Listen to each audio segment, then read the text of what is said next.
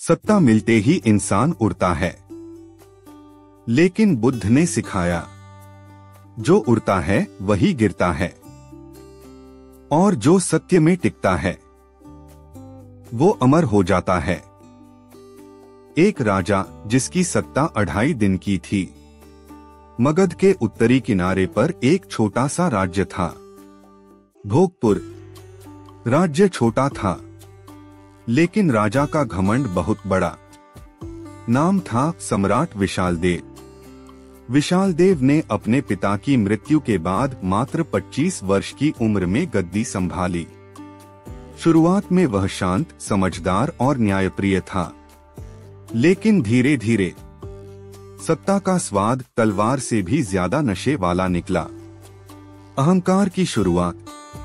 एक दिन दरबार में राजा ने एक सैनिक से कहा, मैं इस धरती का स्वामी हूँ। सैनिक ने सिर झुकाकर कहा, महाराज आप तो देवतुल्य हैं। राजा हंसा। अब हर दिन वह खुद को ईश्वर समझने लगा। राज्य में एक घोषणा करवाई गई, अब से सम्राट विशालदेव का नाम पूजा में भगवानों के साथ लिया जाएगा। बुद्ध का आगमन।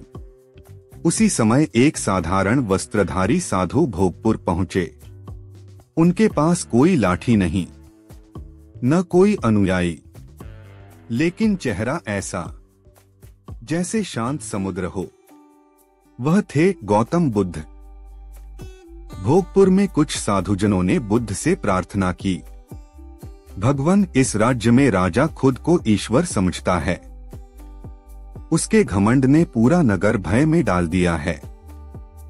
बुद्ध मुस्कुराए, तो चलो सत्य को सामने लाते हैं, पर हम युद्ध से नहीं, प्रकाश से लड़ेंगे।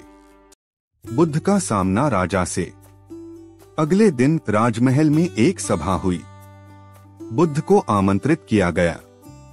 राजा ने व्यंग्य में पूछा, तो आप वही हैं जो स्वयं को तथागत कहते हैं? बुद्ध शांत थे।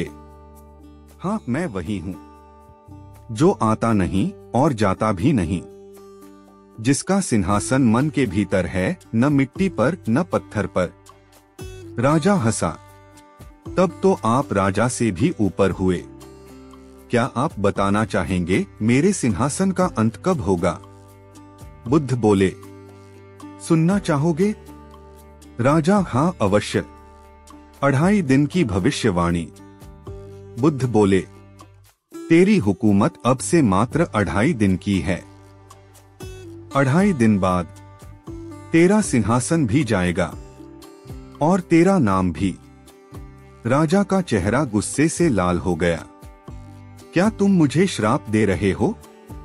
बुद्ध बोले, नहीं, मैं तुम्हें चेतावनी दे रहा हूं। हुकूमत चंद दिनों की होती है, लेकिन व्यवहार इतिहास बनाता है। 2.5 दिन की शुरुआत। पहले दिन राजा ने सेना को आदेश दिया, बुद्ध को राज्य से निकालो। लेकिन उसी दिन राज्य के दक्षिण भाग में विद्रोह भड़क उठा। राजा की सबसे शक्तिशाली टुकड़ी को वहां भेजना पड़ा। दूसरे दिन मंत्रियों ने सूचना दी, भोगपुर के खजाने में आग लग गई है, संपत्ति जल चुकी है, सोना पिघल गया है। राजा चिल्लाया, ये सब उस साधु की चाल है। लेकिन बुद्ध उस समय नगर से बाहर बैठे ध्यान में थे, चुपचाप। तीसरे दिन की सुबह आधा दिन। 2.5 दिन पूरे होने में बस कुछ घंटे बचे थे। उसी सुबह राजा के ही विश्वासपात्र सेनापति ने महल पर हमला कर दिया। राजा के रक्षक भाग गए। महल गिर पड़ा। राजा भागा और छुपकर एक पुराने अस्तबल में रात बिताई। जब उसने अपनी आंखें खोली तो सामने बुद्ध खड़े थे। राजा की हार। बुद्ध का उत्तर। राजा ने सिर झुका लिया, मैं हार गया। बुद्ध बोले, नहीं, तुम अभी भी जीत सकते हो, अगर तुम अपने अंदर के उस सम्राट को पहचान लो जो झूठे गर्व पर नहीं, सच्चे ज्ञान पर राज करता है। परिवर्तन की शुरुआत। राजा विशालदेव अब राजा नहीं रहा, लेकिन भोगपुर के लोग उसे सेवक विशाल कहने लगे। उसने संन्यास लिया और बाद में बुद्ध के शिष्य बन गया। उसकी कहानी आज भी सुनाई जाती है, लेकिन राजा की नहीं, एक गिरकर उठे हुए इंसान की तरह।